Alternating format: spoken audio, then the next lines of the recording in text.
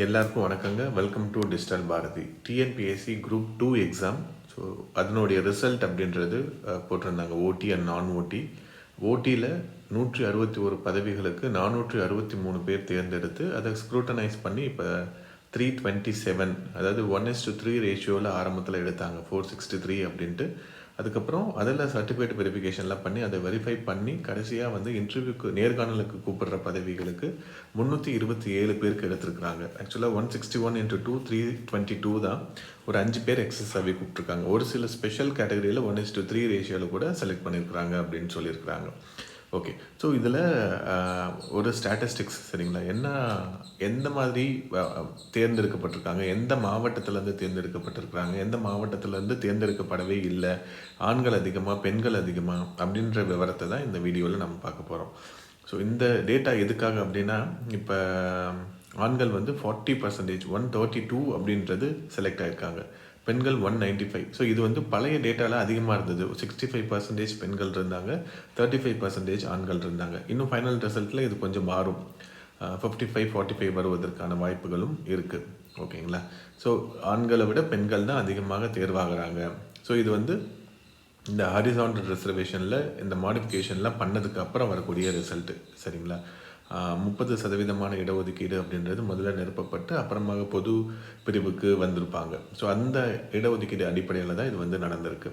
So எந்த மாவட்டத்திலேருந்து அதிகமான மாணவர்கள் தேர்ந்தெடுக்கப்பட்டிருக்காங்க அப்படின்னு பார்த்தீங்கன்னா, சென்னையிலேருந்து 100 மாணவர்கள் தேர்ந்தெடுக்கப்பட்டிருக்கிறாங்க. மொத்தமாக இருக்கக்கூடிய 327 பேரில் 1/3, கிட்டத்தட்ட 30% பேர் வந்து சென்னையிலேருந்து மட்டுமே தேர்ந்தெடுக்கப்பட்டிருக்காங்க. அது என்ன காரணம் அப்படின்னு பார்த்தீங்கன்னா, அங்கே அண்ணா நகர், சிஐடி நகர் இது மாதிரியான இடங்கள் வந்து ஃபுல் அண்ட் ஃபுல் வந்து இந்த கோச்சிங் இன்ஸ்டியூட்டு, யூபிஎஸ்சிக்கு படிக்கக்கூடிய மாணவர்கள், எஸ்எஸ்சிக்கு படிக்கக்கூடிய மாணவர்கள் நிறையா இருக்கக்கூடிய இடம். சென்னை பேஸாக இவங்க எல்லாருமே கேட்டால் சென்னை பேஸ்லாம் கிடையாது, தமிழ்நாட்டுடைய பிற மாவட்டங்கள்லேருந்து வந்திருப்பாங்க. ஆனால் சென்னையில் தங்கி படிக்கக்கூடிய மாணவர்களாக இருப்பாங்க சரிங்களா. ஸோ அதனால் அதிகமான மாணவர்கள் சென்னையிலேருந்து பாஸ் ஆகியிருக்காங்க.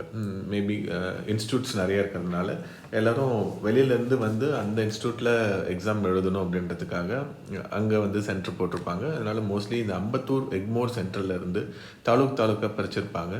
ஸோ இந்த 2 தாலுக்கிலேருந்து 54 பேர் வந்து பாஸ் பண்ணியிருக்கிறாங்க. ஸோ இந்த ரிசல்ட்டில் யூபிஎஸ்சி ஆஸ்பிரண்ட்ஸ் நிறைய பேர் வந்து பாஸ் பண்ணியிருக்கிறாங்க அப்படின்னு சொல்லியிருக்கிறாங்க சரிங்களா. ஸோ அவங்களுடைய ப்ரெசன்டேஷன் கண்டென்ட் வந்து இன்னும் ப்ரீசைஸாக இருக்கும். ஸ்பேஸ் வந்து எதிர்பார்த்ததை விட குறைவான ஸ்பேஸ் பேப்பரில் கொடுத்ததுனால அதை கரெக்டாக மேனேஜ் பண்ணி அவங்களால எழுத முடியும். யூபிஎஸ்சி மெயின்ஸ் எழுதுனவங்களாம் நிறைய பேர் பாஸ் பண்ணியிருக்கிறாங்க அப்படின்னு சொல்லியிருக்காங்க. இதுக்கு அடுத்து 2வது அதிகமாக இருக்கிறது பார்த்திங்கன்னா, கோயம்புத்தூர்லேருந்து 21 பேர் தேர்ந்தெடுக்கப்பட்டிருக்காங்க.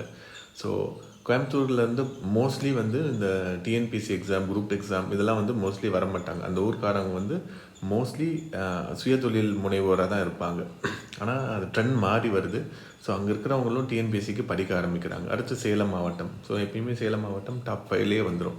ஸோ அதனால தான் சேலம் மாவட்டத்திலேருந்து பார்த்திங்கன்னா மோஸ்ட்லி பணியிடங்கள் வந்து எப்பயுமே ஃபில்லாகவே இருக்கும். மாவட்டத்தில் இந்த அரசு பணியிடங்கள் எப்பயுமே வந்து கூட்டமாகவே இருக்கும். உள்ளாரே வர முடியாது. உங்களுடைய நேட்டிவ் டிஸ்ட்ரிக்ட் சேலமாக இருந்தாலுமே கூட உள்ளே திரும்பி வர முடியாது சரிங்களா. ஸோ அது மாதிரி தான் இருக்கும்.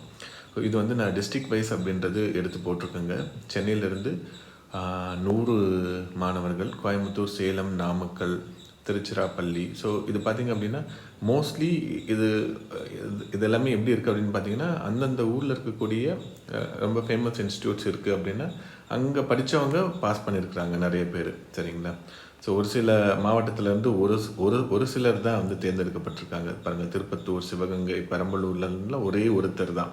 நம்ம ரிசல்ட் பார்க்குறப்ப நமக்கு வந்து நம்மளுடைய மாவட்டத்துடைய கோடே வந்து மொத்தமாக ஒரு 2 லைனில் 1 லைனில் முடிஞ்சிட மாதிரி இருக்கும். ஸோ அதை நாங்கள் இப்போ கன்வெர்ட் பண்ணி போட்டிருக்கு சரிங்களா. ஸோ சென்னையிலேருந்து 100 மாணவர்கள் அப்படின்றது தேர்ச்சி பெற்றிருக்கிறாங்க. திருவாரூர், உதகை, மயிலாடுதுறையிலேருந்து ஒருவர் கூட தேர்வாகவே இல்லை. இது வந்து நம்மளுடைய ஓடிக்கு தான், அதாவது நேர்முக தேர்வுக்கு தான். இதுக்கப்புறம் ஃபைனல் லிஸ்ட்டு போடுவாங்க 161.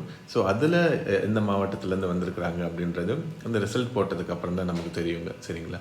ஸோ 12th அன்னைக்கு, February 12th அன்னைக்கு இன்டர்வியூ ஆரம்பிக்க போகுது. ஸோ இன்டர்வியூ போகிற எல்லா மாணவர்களுக்கும் எங்களுடைய நல்வாழ்த்துக்கள். ஸோ நாங்கள் ட்ரெயின் பண்ணதுலேருந்து சேலம் மாவட்டத்தில் ஒரு 4 பேர் செலக்ட் ஆகிருக்காங்க. ஸோ மொத்தமாக இருக்கக்கூடிய இந்த 16 பேரில் 4 பேர் இங்கேருந்து போயிருக்காங்க. ஸோ அந்த விதத்தில் ரொம்ப சந்தோஷமாக இருக்குது. எல்லாருக்குமே என்னுடைய வாழ்த்துக்கள். இன்டர்வியூ சிறப்பாக நீங்கள் பண்ணணும் அப்படின்ட்டு நான் வாழ்த்துறேன். நன்றி.